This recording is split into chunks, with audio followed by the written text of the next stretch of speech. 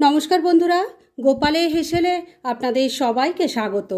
এই অসহ্য ভ্যাপসা গরমে কারোর কিন্তু কিচ্ছু খেতে ভালো লাগছে না।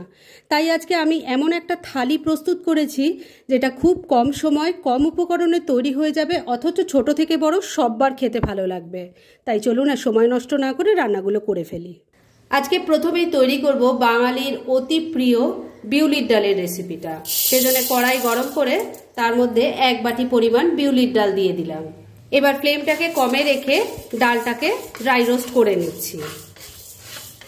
3-4 মিনিট সময় নিয়ে ডালটাকে হালকা করে ড্রাই রোস্ট করে নিয়েছি। এবার গ্যাসটা বন্ধ করে দিলাম আর এই ডালটাকে নামিয়ে নিচ্ছি। ভালো করে এবার 2-3 বার ধুয়ে নিচ্ছি। বিউলির ডালটা ভালো করে ধুয়ে নিয়েছি। এবার এটাকে সেদ্ধ করে নেব, সেজন্য প্রেসার কুকারের মধ্যে ঢেলে দিয়েছি। এবার এর মধ্যে পরিমাণ মতো জল দিয়ে দিলাম, দিয়ে দিচ্ছি অল্প নুন, 2টো কাঁচা লঙ্কা দিয়ে দিলাম, এর সাথেই দিয়ে দিচ্ছি অল্প একটু সর্ষের তেল। এবার লিডটা লাগিয়ে দিচ্ছি আর ফ্লেমটাকে মিডিয়ামে রেখে 4 থেকে 5টা হুইসেল পড়লেই কিন্তু ডালটা ভালো মতো সেদ্ধ হয়ে যাবে। তাহলে ডাল সেদ্ধ হোক, আর এই সময়ের মধ্যে চলুন এই রান্নার মশলাটা তৈরি করে ফেলি।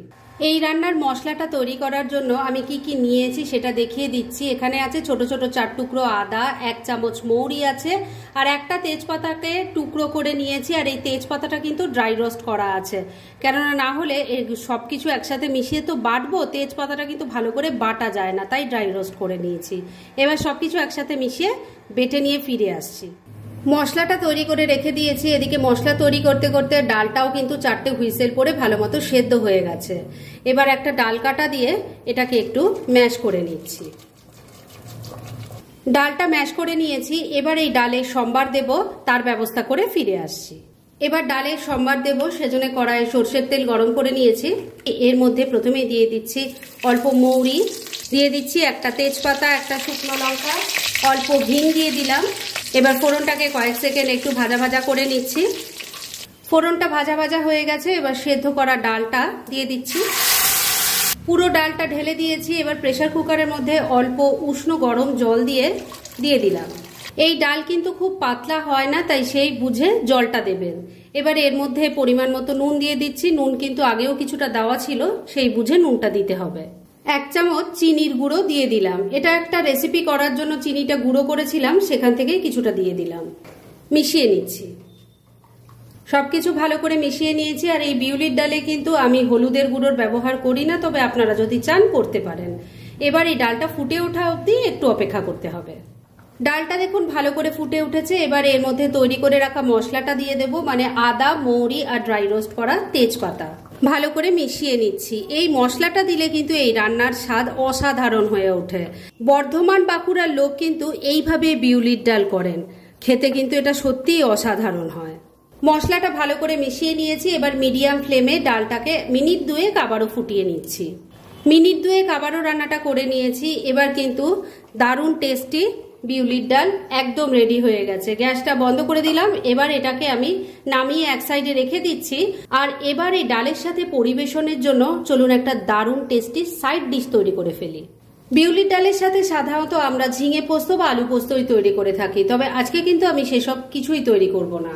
আজকে আমি তৈরি করব ভিন্ন স্বাদের একটা আলু ভাজার রেসিপি, যেটা খুব তাড়াতাড়ি তৈরি হয়ে যাবে আর সত্যি বলছি দারুণ খেতে হয়। সেজন্য কড়াইয়ে তেল গরম করে তার মধ্যে অল্প কালো জিরে দিয়ে দিলাম। এর সাথে দিয়ে দিচ্ছি একটা শুকনো লঙ্কা। ফোড়নটাকে কয়েক সেকেন্ড একটু ভাজা ভাজা করে নিচ্ছি। ফোড়নটা ভাজা ভাজা হয়ে গেছে। এবার এর মধ্যে দিয়ে দিচ্ছি আলুর টুকরো। আলুগুলো দেখুন, আলু ভাজা যেমন আমরা ঝিরিঝিরি করে কাটি, আমি কিন্তু সেইভাবে কাটিনি। আলু চচ্চড়ি যেভাবে কাটে আমি কিন্তু সেভাবেই কেটেছি। আর এখানে আমি 2টো আলু নিয়েছি, আপনারা আপনাদের নিজেদের প্রয়োজন মতো নিয়ে নেবেন। এর মধ্যে দিয়ে দিচ্ছি অল্প হলুদের গুঁড়ো, স্বাদ মতো নুন দিয়ে দিচ্ছি। এবার ফ্লেমটাকে মিডিয়ামে রেখে নুন হলুদটা আলুর সাথে ভালো করে মিশিয়ে আলুটাকে আগে খুব ভালো করে ভাজা ভাজা করে নেব। রান্নাটা যদি আপনারা পুরোটা দেখেন তাহলেই বুঝতে পারবেন যে রান্নাটা সত্যিই একদম আলাদা ধরনের, আর খেতেও যে কি টেস্টি হবে দেখেই কিন্তু কিছুটা আইডিয়া করতে পারবেন।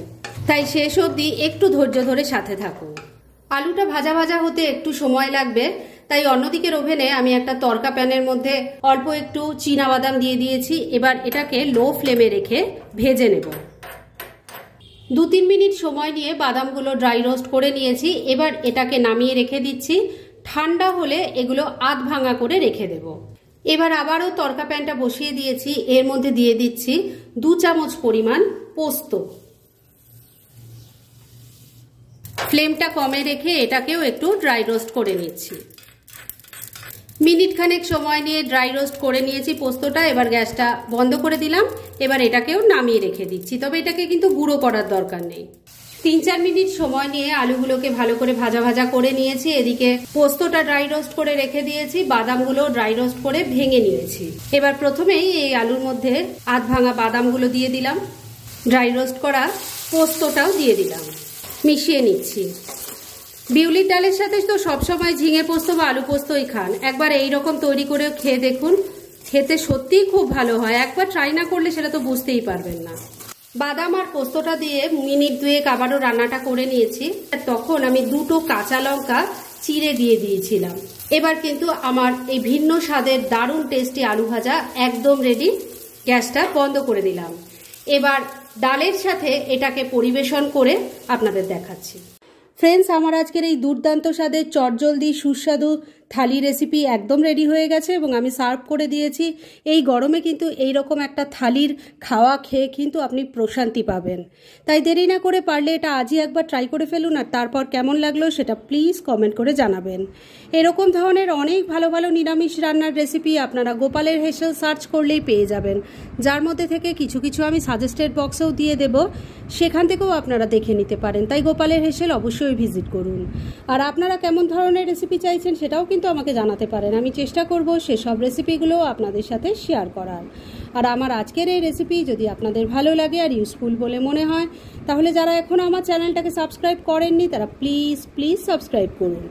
তাহলে আজকের মতো এখানেই শেষ করছি। পরদিন আবার এরকমই কোনো ভালো রেসিপি নিয়ে চলে আসব। আপনারা সবাই খুব ভালো থাকুন, সুস্থ থাকুন।